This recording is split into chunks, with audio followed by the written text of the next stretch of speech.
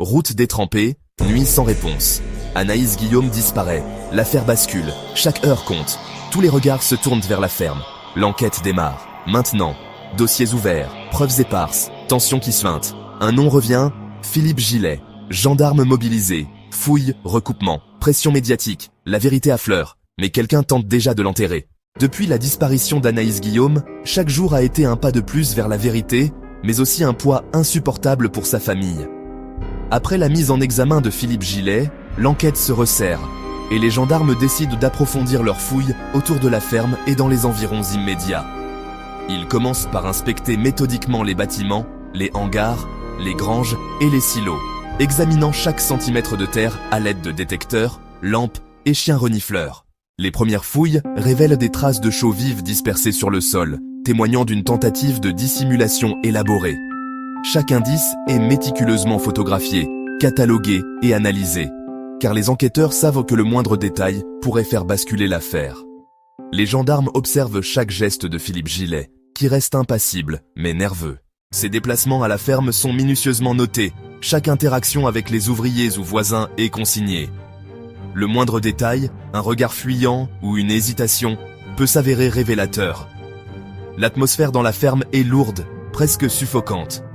Et chaque enquêteur ressent la tension de ce lieu, devenu centre d'un drame national. Les voisins, d'abord réticents à parler, commencent à livrer des témoignages précieux.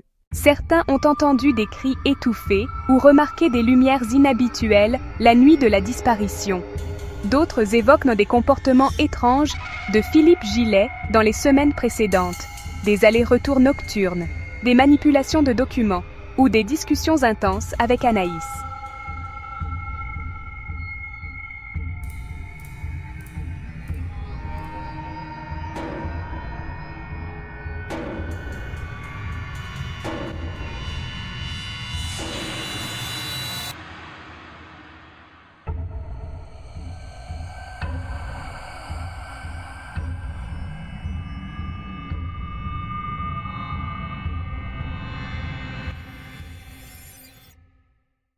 Les tests confirment la présence de restes humains mêlés à la chaux et à des débris végétaux.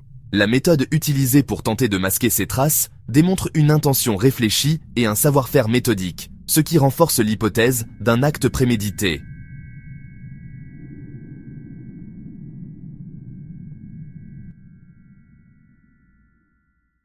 Parallèlement, le mobile du crime commence à se dessiner à travers des indices plus subtils. Les documents saisis lors des perquisitions et les témoignages recueillis suggèrent des tensions financières et personnelles. Il apparaît que des conflits liés à la propriété de la ferme, à la gestion des animaux et aux relations familiales ont pu être des facteurs déclencheurs.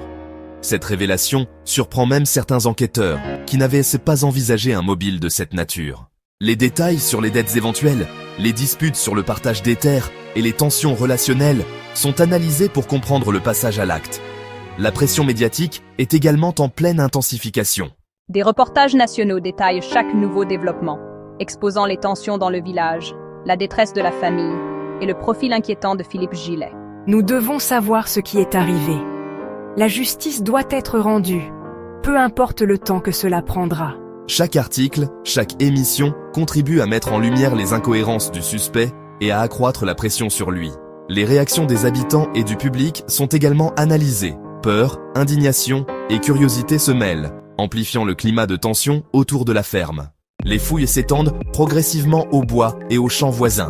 Des objets personnels d'Anaïs sont découverts, dissimulés sous des amas de terre ou de végétation. Ces éléments confirment que la jeune femme a été victime d'un acte criminel et qu'il y a eu une tentative de dissimulation soigneusement orchestrée. Les enquêteurs notent également des détails qui suggèrent que Philippe Gillet a essayé de créer de fausses pistes pour détourner l'attention. Chaque découverte est documentée, photographiée, analysée et comparée aux éléments précédents pour établir une chronologie précise. De nouveaux témoins viennent compléter le puzzle. Certains anciens collègues et connaissances révèlent des tensions cachées entre Anaïs et Philippe, des menaces voilées ou des comportements inhabituels de sa part dans les jours précédant la disparition. Ces informations sont cruciales pour établir un profil psychologique précis du suspect et comprendre la dynamique de la relation qui a mené au drame. Chaque témoignage est analysé sous l'angle de la crédibilité, des contradictions et de la cohérence avec les preuves matérielles. Les relevés téléphoniques sont analysés minutieusement. Chaque appel, chaque message est scruté pour détecter des incohérences ou des tentatives de manipulation. Les enquêteurs constatent que plusieurs communications ont été orchestrées pour créer un alibi, confirmer un scénario fictif et brouiller les pistes. La technologie, combinée aux témoignages et aux indices matériels, permet de reconstituer une chronologie précise des événements. Chaque décalage dans les horaires ou les lieux devient un point clé de l'enquête. Le profil psychologique de Philippe Gillet est examiné par des experts en comportement criminel. Ils décrivent un homme autoritaire, méthodique, capable de contrôler ses émotions en public, tout en agissant de manière imprévisible en privé. Cette dualité explique comment il a pu planifier un acte criminel tout en conservant une façade de fermier respectable. Chaque détail de son comportement est consigné pour préparer le procès et anticiper sa défense. Les nuances de son langage corporel, ses micro-expressions et ses réactions aux confrontations sont analysées pour compléter le portrait criminel. La pression judiciaire continue de monter.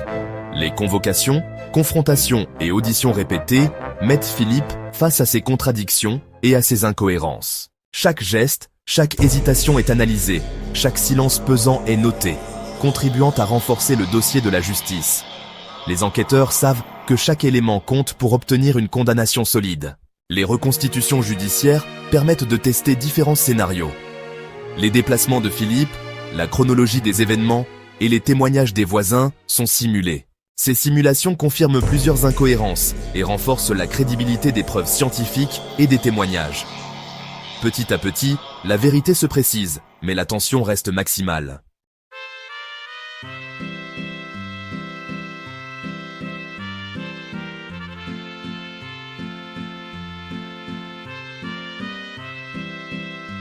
Chaque fouille, chaque nouvel indice est un mélange d'espoir et de crainte. Nous devons savoir ce qui est arrivé. La justice doit être rendue, peu importe le temps que cela prendra. Ces mots résonnent comme un appel à la vérité et à la justice dans tout le pays. Les experts en criminalistique approfondissent l'analyse de la chaux, des résidus et des objets trouvés sur les lieux. Chaque élément est minutieusement documenté et intégré au dossier. Les preuves commencent à dresser un portrait complet du crime et de la préméditation qui l'accompagne. Le mobile devient de plus en plus clair. Les tensions financières, les désaccords intimes et les conflits de pouvoir semblent avoir été des déclencheurs déterminants. Chaque nouvel élément contribue à reconstituer un scénario crédible et à comprendre les raisons qui ont poussé Philippe Gillet à commettre l'irréparable. Alors que les preuves s'accumulent, le suspense reste entier. Philippe Gillet conserve son silence sur le mobile réel et sur la localisation du corps, mais les enquêteurs sentent que la vérité se rapproche. Chaque nouvelle découverte est un pas de plus vers la justice et la révélation complète de l'affaire. L'épisode 3 se conclut sur un suspense intense. Les fouilles et les analyses ont rapproché les enquêteurs de la vérité, le mobile commence à apparaître, mais le mystère persiste et le corps d'Anaïs n'a toujours pas été retrouvé. Le chemin vers la justice est encore long, mais chaque indice renforce la conviction que la lumière sera faite sur ce drame. Dans le prochain épisode, nous plongerons dans les preuves décisives et les reconstitutions judiciaires qui pourraient enfin révéler le sort d'Anaïs Guillaume. Abonne-toi à Crimisard pour plus d'histoires vraies et de mystères non résolus.